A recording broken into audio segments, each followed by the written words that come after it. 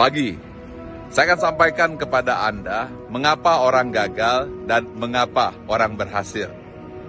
Ada 3 hal. Yang pertama yaitu ilmu tapi tidak masuk ke dalam hati.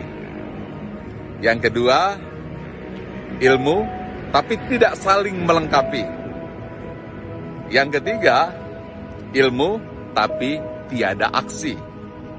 Baik, saya akan jelaskan dulu 7 ilmu teori dasar yang harus kamu ketahui.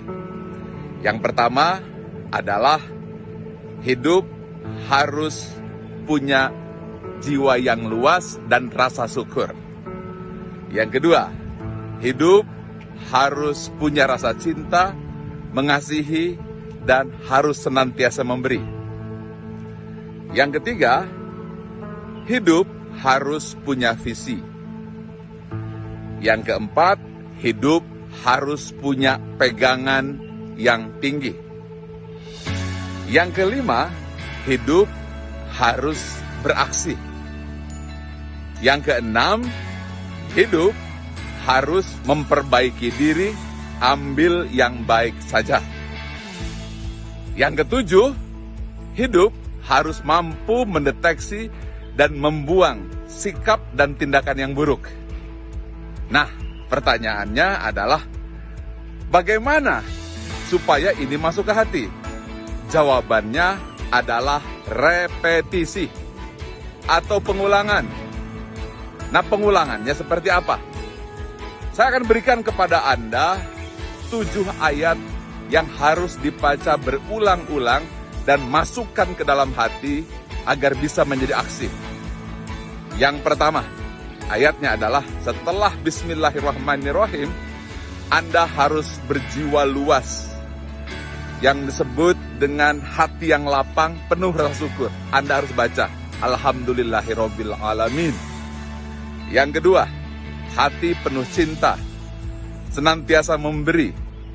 Anda harus membaca Ar-Rahmanir-Rahim. Yang ketiga, visioner, bukan hanya dunia, sampai akhirat. Anda harus ucapkan Maliki Yaumiddin. Yang keempat, Anda harus punya integritas, komitmen kepada yang maha tinggi. Bacaannya, Iyyaka na'budu wa iyyaka nasta'in. Yang kelima, Anda harus action, jangan hanya teori. Lakukan dengan sepenuh jiwa.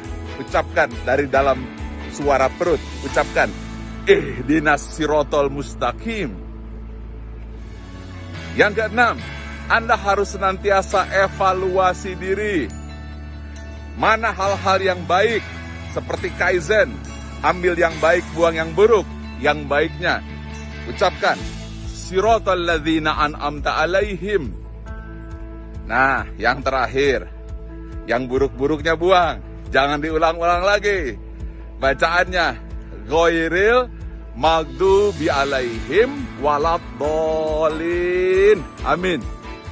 Baca berulang-ulang, khususnya dalam sholat. Tetapi, supaya menjadi aksi, jangan hanya di mulut, jangan hanya lisan, tapi dengan gerak. Itulah mengapa Anda harus berdiri, ruku, dan sujud, serta gerakan dalam sholat. Artinya, kata-kata harus dikombinasikan dengan tindakan.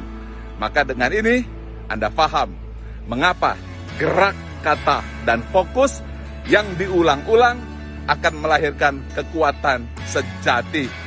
Salam sukses selalu, salam sehat, penuh semangat, sharing dan bagikan ke semua orang. Mudah-mudahan pahala untukmu. Semangat pagi!